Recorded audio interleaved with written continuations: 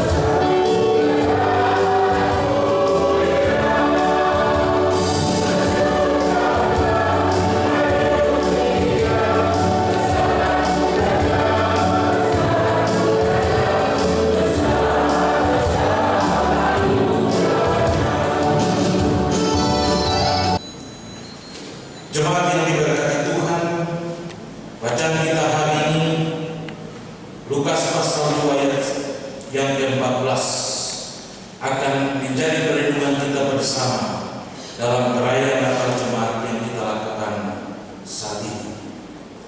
Pujian yang diungkapkan oleh majelis jemaat melukiskan sebuah kegembiraan yang harus diungkapkan oleh kita semua sebagai bagian dari sebuah sukacita yang harus kita nyatakan karena kelahiran Kristus itu. Dunia harus bergembira, dunia harus mengagungkan besaran Allah itu dalam kelahiran Kristus di tengah dunia. Dari bacaan firman Tuhan di saat ini, ada dua hal penting yang harus menjadi bagian dari dengan kita bersama. Yang pertama tentang kemuliaan Allah itu, dan yang kedua tentang damai sejahtera yang ada di bumi. Karena kelahiran Kristus menunjukkan sebuah tindakan Allah yang begitu luar biasa sehingga yang patut untuk dimuliakan. Dan kelahiran Kristus itu merupakan sebuah bagian dari sebuah tindakan Allah dalam kasih setia dengan menghadirkan damai sejahtera itu di tengah-tengah dunia. Namun sesungguhnya dalam seluruh proses kehidupan kita sebagai orang-orang yang telah menerima anugerah dari Allah, dalam perayaan Natal yang harus kita lakukan, sesungguhnya kita harus memahami dua hal yang harus kita pahami dalam perayaan Natal. Hal yang pertama, tentu perayaan Natal itu merupakan sebuah kesedihan dalam sebuah tindakan dan kenyataan yang harus diterima oleh Yusuf dan Maria. Namun di satu sisi merupakan sebuah sukacita yang harus dilukiskan di tengah-tengah perayaan itu. Kita memulai dari sebuah kesedihan dan sebuah tindakan yang dialami dalam proses kelahiran itu bagi Yusuf dan Maria. Dalam nubuatan para nabi, sesungguhnya kelahiran Yesus Kristus merupakan sebuah keagungan yang harus disambut dengan sukacita di tengah-tengah hidup ini. Kelahiran Kristus harus dilihat sebagai sebuah hal yang menyenangkan bagi setiap orang ketika dia hendak merayakan Natal. Sebab dalam nubuatan para nabi itu, contohnya dalam Yesaya pasal 9, di situ melukiskan tentang keagungan sang bayi yang lahir itu. Dikatakan seorang putra telah diberikan untuk kita, seorang anak telah dilahirkan untuk kita. Lama pemerintahan ada di atas bahunya, namanya disebut orang berhasil ajaib, Allah yang perkasa, Bapa yang kekal, Raja Damai. Sebuah hal yang diungkapkan oleh Yesaya melukiskan tentang keagungan putra yang lahir itu. Ia memberi identitas tentang anak itu begitu luar biasa yang tentu kelahirannya kita bisa melukiskan bahwa harus ada sebuah persiapan dan sebuah tindakan-tindakan yang menyenangkan dan membahagiakan semua orang. Bahkan ketika para malaikat, terutama malaikat datang untuk menyampaikan kepada Maria, nanti kau akan mengandung dan melahirkan seorang anak laki-laki. Engkau harus menamai dia Yesus, karena dia akan memberi keselamatan dan kedamaian bagi dunia ini. Tentu Maria tidak pernah memikirkan segala konsekuensi dari sebuah tindakan yang harus dialami, karena dari segi adat Maria harus hancur. Yang pertama orang melempar harus kasih sampai mati karena itu hukum orang-orang Yahudi. Perempuan yang mengandung sebelum kawin hukuman dapat melempar sampai mati, tanggung malu dan lain sebagainya. Tapi Maria bisa menerima kematian itu, sehingga dalam Lukas pasal 1 ayat 46 yang merupakan bagian bacaan kita tadi pagi, sebuah ungkapan nyanyian puji-pujian Maria karena sukacita tentang anak yang lahir dan berdana. Namun di balik semua keagungan, di balik semua peristiwa yang diungkapkan oleh para nabi, tetapi juga kepada malaikat yang datang menyampaikan itu kepada Maria, sebuah situasi kesedihan, sebuah situasi yang begitu memprihatinkan dialami oleh Yusuf dan Maria. Yang pertama, berjalan jauh-jauh dari Nazaret ke Bethlehem supaya mendaftarkan diri. Sampai di sana tidak ada tempat bagi mereka di rumah penginapan yang untuk tidur saja berada.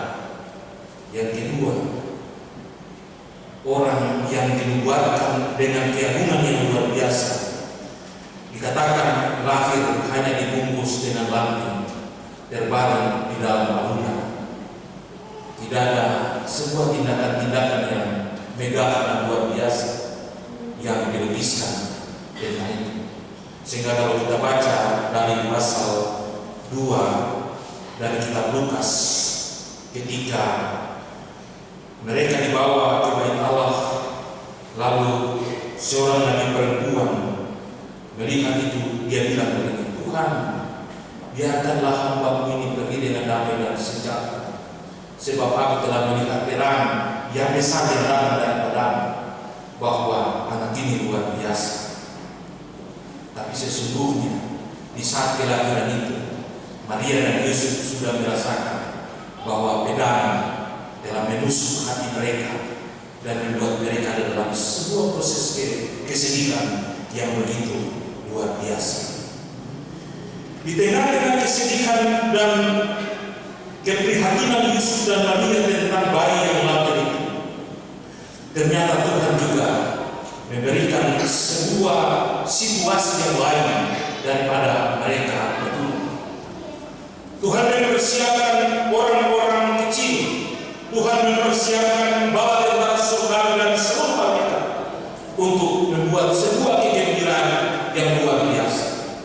Sehingga dari catatan Alkitab yang kita baca dari hari ini, hal yang pertama merupakan sebuah ungkapan nyanyian para malaikat dan juga bala tentara surga, diungkapkan kepada para gembala di padang Efrata tentang kelahiran bayi yang lahir itu.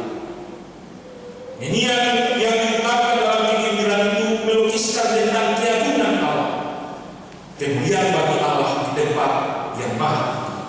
Artinya Bapak Ibu, dari keagungan Allah itu, para malaikat dan seluruh para tentara surga hendak mengungkapkan bahwa kemuliaan yang agung hanya ada pada Tuhan semesta alam. Karena Dialah Allah yang berkuasa, Dia Allah yang bertindak, Dia Allah yang melakukan segala sesuatu menurut kehendaknya, dan tidak ada orang yang bisa menghalangi segala tindakan dan perbuatan. Sebab tindakan dan perbuatan Allah di tempat yang maha tinggi melukiskan tentang bagaimana Ia memberikan sebuah jawaban pasti kepada manusia yang harus mendapatkan kebesaran dan keagungan Allah itu. Sehingga dilanjutkan dengan ungkapan damai sejahtera di bumi di antara manusia yang berkenan kepada-Nya. Sebab nyanyian para malaikat dan para tentara surgawi hendak menjelaskan bahwa keagungan Allah yang ada di tempat yang maha tinggi itu digenapi dengan kelahiran Kristus di tengah-tengah dunia, karena Dialah damai sejahtera yang hadir di tengah-tengah dunia. Namun damai sejahtera itu benar-benar dinyatakan bagi orang-orang yang berkenan kepada-Nya. Jadi Tuhan memilih para gembala untuk melakukan sebuah sukacita besar untuk pertama-tama menyambut kelahiran sang bayi. Dari peristiwa itu kita bisa melihat bahwa para gembala itu mengambil sebuah tindakan yang luar biasa. Ketika berita kelahiran itu didengar, mereka membawa wajah, mari kita pergi ke Bethlehem untuk melihat apa yang terjadi di sana. Dan ketika mereka pergi, mereka pun memberitahukan itu kepada semua orang. Itu tindakan para malaikat. Karena berita itu luar biasa, berita itu penuh sukacita, mereka membuktikan baru bagi cerita kepada semua. Sehingga kalau turun jemaat, dia ada lalu satu dalam turun jemaat yang bilang, mari tuturkan kembali kisah yang indah benar, harta berharga sekali, Yesus pahlawan benar. Itu mengisahkan tentang kelahiran Kristus. Sehingga kita harus memberi sebuah cerita dari turun-temurun tentang keagungan dan kelahiran Kristus. Bapak Ibu yang diberkati Tuhan, itulah sebabnya ketika kita merayakan Natal, jangan kita hanya berpikir tentang kebesaran, keagungan, keceriaan dan sukacita dari Natal itu, tapi sesungguhnya kita juga harus memandang tentang kesedihan Natal itu. Karena dari kesedihan Natal itu, dalam kesederhanaan dan kesedihan yang dialami oleh Yusuf dan Maria, melukiskan sebuah tindakan Allah yang begitu luar biasa untuk memberikan kedamaian bagi manusia. Tempat bukan persoalan, lain-lain bukan masalah, palungan bukan sesuatu hal yang menjadi hal menunda kelahiran Kristus. Tapi bagi Allah, disitulah kemauan keras dirinya untuk memberikan kedamaian dan kesejahteraan di tengah kehidupan seluruh umat manusia yang berkenan kepada. Ada sebuah kemauan keras dari Allah untuk memberikan sebuah upaya bagi manusia untuk mendapatkan anugerah dan kasih setia. Itulah sebabnya dikatakan damai sejahtera di bumi itu ada di antara manusia yang berkenan kepadanya. Sebuah pertanyaan untuk ketorang semua. Kalau kemuliaan Allah itu benar-benar merupakan sebuah hal yang membuat para malaikat dan juga para tentara surgawi memuliakan Allah, maka apa yang harus kita buat sebagai orang-orang yang telah menerima damai sejahtera di tengah-tengah dunia ini? Apa yang harus kita buat? Tentu Allah menghendaki untuk sebagai orang-orang yang percaya dan telah menerima anugerah daripada Allah itu, hal yang harus kita lakukan adalah bagaimana menampilkan kemuliaan Allah itu di tengah-tengah dunia ini. Kita harus menampilkan kemuliaan Allah itu di tengah-tengah dunia ini. Sehingga kalau tema Natal ini yang kita harus yakini dan kita harus memulai di tengah-tengah pergumulan perayaan Natal di tahun ini, kemudian bagi Allah dan damai sejahtera di bumi, melukiskan bahwa kemuliaan Allah itu benar-benar telah ada dan dibuktikan di tengah-tengah kehidupan kita dengan menghadirkan Kristus bagi kita. Maka damai sejahtera di bumi itu harus menjadi bagian yang harus kita jalani di tengah-tengah hidup ini. Karena Yesus memang dia sudah lahir, dia sudah ada, dan dia telah bertindak untuk menentukan keselamatan bagi semua orang yang ada di dunia ini. Tapi dia bilang begini, kamu tunggu saya pergi ke surga, tapi nanti saya kembali, saya datang untuk menghakimi kamu.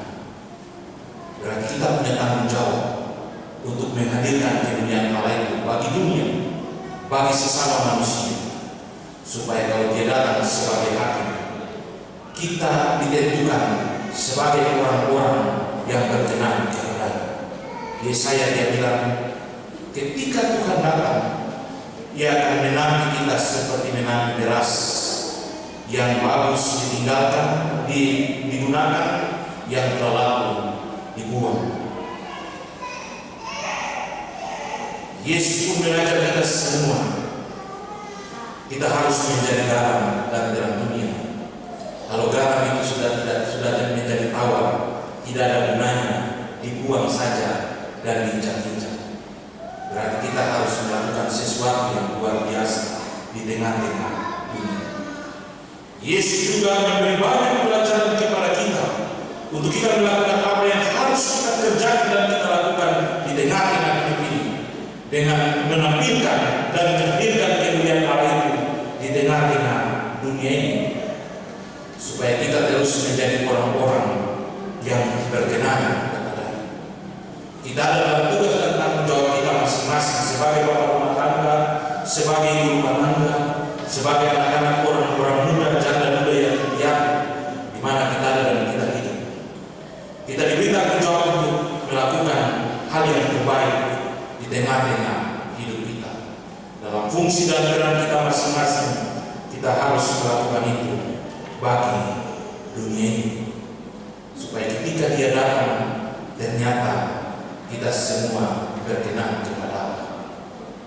Ada saya pernah dengar satu cerita begini, kita harus memiliki hidup seperti supir taksi atau supir bus, karena dia punya tingkah bikin orang selalu dekat dengan Tuhan. Kadang-kadang kita jadi pendeta, lalu kita bikin orang untuk tidak pernah ingat Tuhan. Dan ceritanya begini, pendeta khotbah sampai jemaat mengantuk terus tidur, lalu tidak pernah pikir tentang Tuhan. Lalu kalau sopir bis, dia bawa semua orang duduk, tapi dia bawa dan dia tikungan terus, dia tulis terus, tapi semua bilang Yesus tolong, Yesus tolong, Yesus tolong, sampai tujuan Yesus tolong, dan cuma yang kata Yesus saja. Tapi kalau pendeta semua lama mengantuk terus, semua jadi mengantuk dan malas dan lain sebagainya. Kisah itu juga bagus, karena bagaimana tindakan dan perbuatan kita untuk membuat orang merasa bahwa Tuhan itu harus dekat dan menjadi bagian dari hidup kita. Kita harus melakukan sebuah tindakan-tindakan yang pada akhirnya orang memiliki sebuah pengharapan bahwa hanya Tuhan yang memberikan keselamatan itu bagi kita. Kita bisa melakukan apa saja yang bisa kita lakukan, yang penting tindakan dan perbuatan kita mencerminkan bahwa kemuliaan Allah itu menjadi bagian dari hidup kita, dan kita benar-benar menjadi agen untuk menghadirkan hal yang baik di tengah-tengah ini, supaya kita terus berkenan kepada Allah. Sebagai orang Kristen, kita harus mengakui bahwa keselamatan kekal itu sudah menjadi jaminan hidup kita. Tapi ingat, keselamatan itu menjadi jaminan kita, tapi jangan sampai tindakan dan perbuatan hidup itu membuat keselamatan itu menjadi tidak ada artinya lagi bagi kita. Seperti kata-kata tadi, garam yang besok awal rada guna lagi, dibuang saja dan diinjak-injak oleh orang lain. Jadi kalau kita ada di tengah-tengah dunia, kita telah mendapatkan anugerah dan kasih karunia yang begitu besar, kita telah dikenangkan oleh Allah di tengah-tengah dunia ini.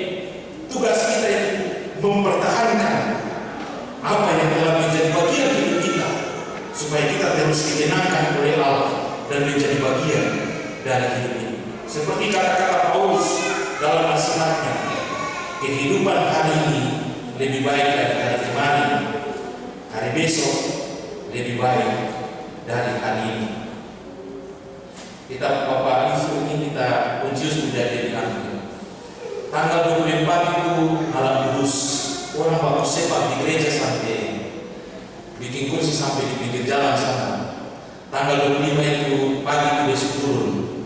Tanggal 25 malam yang harus natal jemaat, dia lebih susut lagi. Nanti 26 itu dia lebih susut lagi. Dan tunggu sampai 31 baru datang di gereja di tempat umum. Padahal kita tidak mempertahankan hidup kita, sehingga tanggal 24 kehidupan kita luar biasa. 25 semakin turun, 25 malam semakin turun lagi. Padahal Paulus bilang kehidupan hari kemarin hendaknya menjadi bagian yang lebih baik di hari ini, supaya hari esok lebih baik dari hari ini, sehingga kita terus menjadi yang terbaik di tengah-tengah hidup ini. Hobi Mesa punya lagu, mari kita mainkan saja peran yang diberikan. Kita mainkan apa yang bisa kita mainkan. Yang penting semuanya untuk memuliakan Tuhan, dan Tuhan senang dan bangga terhadap kita. Maka ketika hari tahun ini kita mengungkapkan sebuah nyanyian puji-pujian seperti bala tentara surgawi dan para malaikat, kemudian bagi Allah di tempat yang maha tinggi, maka kita semua telah menjadi agen damai sejahtera di bumi ini, supaya kita terus berkenan kepada Allah dalam seluruh tugas dan tanggung jawab kita hari lepas hari. Kemarin saya pimpin ibadah minggu di Jemaat Galilea kilometer 8. Saya bilang begini, Bapak Ibu, ada saya punya bir 1 karton. Tujuannya kalau saya pimpin sembahyang, saya capek, saya minum 1 kali terus saya tidur, supaya besok pagi satu badan segar. Majelis bilang, pendeta, kalau besok ketuk beti pegang tangan di korek, karena kau dikasih kami sambil 1 karton kan. Sebenarnya Tuhan tidak pernah marah kita untuk menjadi hancur di tengah-tengah dunia ini. Tuhan bilang, mari kita menggunakan